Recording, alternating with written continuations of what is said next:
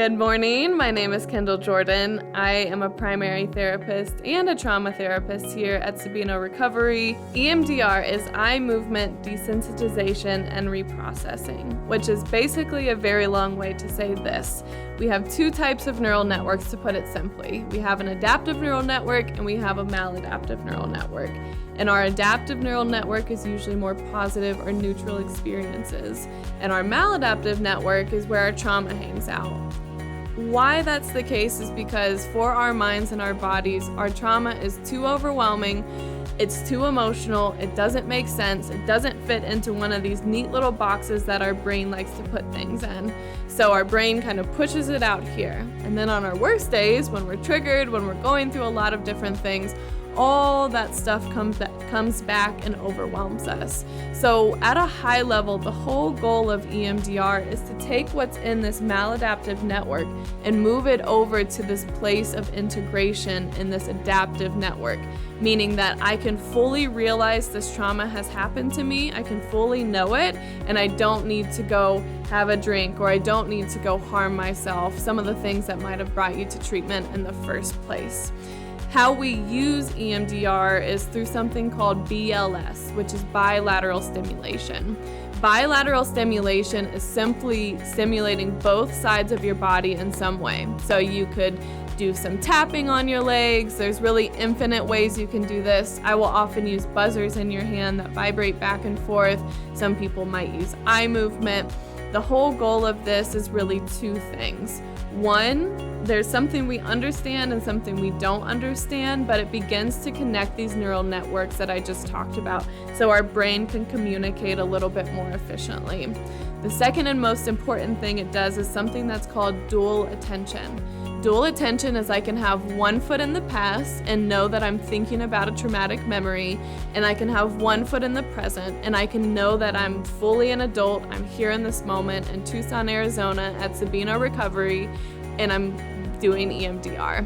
Why that's important is because our nervous system, this vagus nerve that connects our brain, all our vital organs, all the way down to our hips, it is not oriented to time. So it doesn't know if you're a child, it doesn't know if you're an adult, it doesn't know if I'm your mom or your therapist.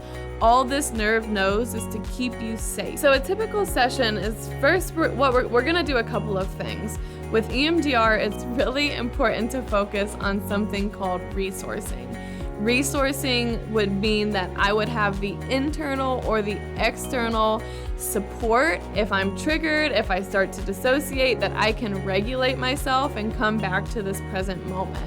That is so important when we do trauma work because we're so used to living out here. We're so used to living in our heads and in this control center. So we will absolutely focus on resourcing. So we'll do a couple of things called a container and calm place.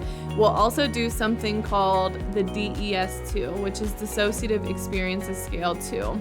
Why that's important is because before we dive into this trauma work, I really, especially with complex trauma, we really want to have a sense of how much dissociation and what types of dissociation you're experiencing. Why that's important is for a couple of reasons, but one, dissociation is something that happens when our when our systems feel overwhelmed. When we're doing trauma work, it's only natural that we're gonna feel overwhelmed. And so again, it's really a way to hone in on that. After we complete those initial steps, what we'll do is we'll move further into the trauma reprocessing protocol, which for clinicians would be phases 3 through 8. At that point, EMDR is a very structured process. And so if you've ever done EMDR, you have a sense of what I mean. If you haven't done EMDR, it's gonna be a lot of questions. It's gonna be a lot of scaling questions.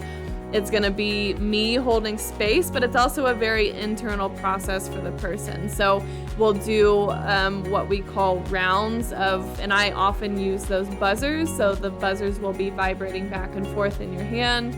We would go for anywhere from 20 to 45 seconds. And at that point, we kind of see where your mind takes you. I will be frequently checking in with you, and then we'll continue through that process. There are a few things that clinicians will take special note of when using EMDR. Research has shown that the efficacy of EMDR is lowered when someone's taking benzodiazepines, so something like Xanax. Additionally, folks who are prone to seizures or who have really high severe medical complications, it doesn't necessarily mean that you can't do it. Again, it's just going to be something that is taken into extra special consideration. And then folks who have had a very recent suicide attempt as well. Now, for folks who are ready for EMDR and want to know what you can do to get the most out of this experience, the best thing I can say is just show up with an open mind. It's a very different type of therapy than just regular talk therapy. And so, again, a willingness to try something new. Really, when your therapist is working on you with some of those resourcing or things that you've done in your own work, like taking the initiative to really focus on those things and take those things to heart.